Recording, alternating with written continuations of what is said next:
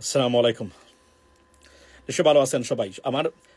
আমার এই ভিডিওর সাবজেক্ট হলো প্রথম কলকাতা, মানে আপনার পশ্চিমবঙ্গ বা ভারতের বাংলা ভাষাভাষীদের জন্য সবচেয়ে জনপ্রিয় একটি চ্যানেল বা পত্রিকা।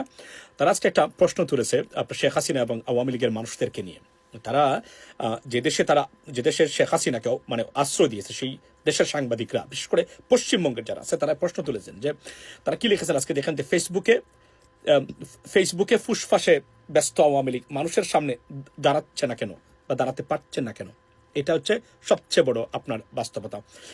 এখানে যেটা উল্লেখযোগ্য বা যে বিষয়টা আমি একটু আগে একটা ভিডিও দিয়েছিলাম, সেই ভিডিওটা আপনারা জানেন যে এটা মানে বিপদে পড়েছে, আমি এটাকে রিমুভ করে দিয়েছি। শুনেন, অর্থাৎ এখানে একটা সবচেয়ে মারাত্মক যে বিষয়টা এবং বিপজ্জনক বিষয়টা আওয়ামী লীগের জন্য, সেটা হলো যে তারা এই শেখ হাসিনার এই মৃত্যুদণ্ড রায়ের মানে ঘোষণার পরে আপনার জনসমর্থন পাচ্ছেনই না উনি।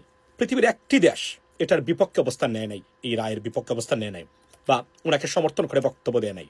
বরং ব্রিটেনে যেটা ঘটেছে, আমি নাম আর বলবো না যেহেতু এটা নিষিদ্ধ হয়ে গেছে, সেখানে দেখেন আজকে ক্ষুব্ধ প্রতিক্রিয়া ব্যক্ত করা হয়েছে যে একজন ব্রিটেনের একজন কনজারভেটিভ লিডার, উনি সারা বিশ্বে পরিচিত, যিনি সে বলছে যে শেখ হাসিনার পক্ষের এই মিছিল দেখে তার রায়ের পরে আওয়ামী লীগের যারা মিছিল দেওয়ার চেষ্টা করেছিলেন, বলছেন যে এদেরকে বেঁধে ফেলুন এবং দেশে পাঠিয়ে দিন। অর্থাৎ উনি এতটা ক্ষুব্ধ শেখ হাসিনার প্রতি, কেননা তার এই মানবতা বিরোধী অপরাধ বা গণহত্যার বিষয়ে মোটামুটি সবাই অবগত সারা বিশ্বে, যতই প্রশ্ন তুলেন না কেন।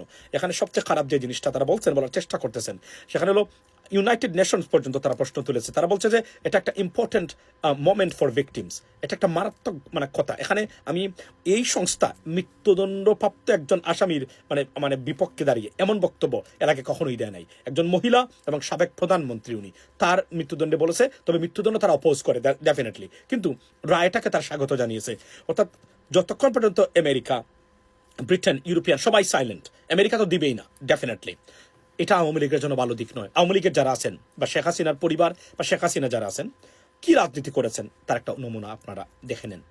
অর্থাৎ বিশ্বের কোনো দেশ আপনাদের পক্ষে হয়ে স্টেটমেন্ট দেয় না, খুব ভারতের মতো দেশ আপনার, যেখানে আজকে আওয়ামী লীগের যারা আছেন মানে এই যে এই নিজাম হাজারির মানে এরা আলোচনা করতেছেন এবং তারা গালিগালাজ করতেছেন ভারতকে, যে কি প্রতিক্রিয়া দিল ভারত, এই প্রতিক্রিয়া দিবে ভালো করে দেয়, নাহলে দিস না, এটাই তারা প্রশ্ন তুলছেন এখন। অর্থাৎ জনসমর্থন নাই, কেননা আপনি যখন জালিম হয়ে যাবেন এবং শিশু হত্যাকারী হিসাবে নিজেকে আবির্ভূত করবেন, সেখানে আর আপনি কখনো দাঁড়াতে পারবেন না। সবচেয়ে মারাত্মক ঘটনা যেটা ঘটেছে এই মুহূর্তে আপনার কিসের জন্য, এই আওয়ামী লীগের জন্য বা আওয়ামী লীগের নেতাকর্মী যারা মানবতা বিরোধী অপরাধে সাজা ভোগ করবেন বা সাজাপ্রাপ্ত হবেন, পৃথিবীর কোনো দেশে আপনি যেতে পারবেন না। That's it.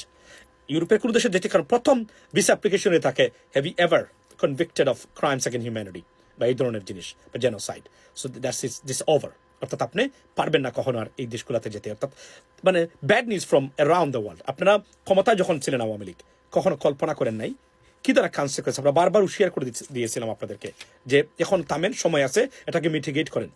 Never listen to us, never listen to the people of Bangladesh. Consequently, this is the position right now. ভারতে প্রশ্ন উঠেছে, শুধু ফেসবুকেই মানে আলোচনা, এর বাহিরে আর কিছুই নয়। কারণ আমরা তো দেখতেছি বাংলাদেশও টাকা পয়সা দিয়ে আপনার মানে প্রতিবাদ বা একটা বিচ্ছিন্ন ঘটনা ঘটানো হয়, আগুন লাগাতে হয় গাড়িতে বা কারো বাড়িতে, কিন্তু নিজ উদ্যোগে যারা এত বুক করেছেন আওয়ামী লীগের 17 বছরের ক্ষমতা, লুটপাটে ব্যস্ত ছিলেন, একজন মানুষে দাঁড়াতে পারেন নাই। That is the bottom line. আসলে অপরাধীর আপনার মানে জন্য কেউ দাঁড়ায়নি, কখনোই দাঁড়ায়নি। That's what it is. Assalamu alaikum.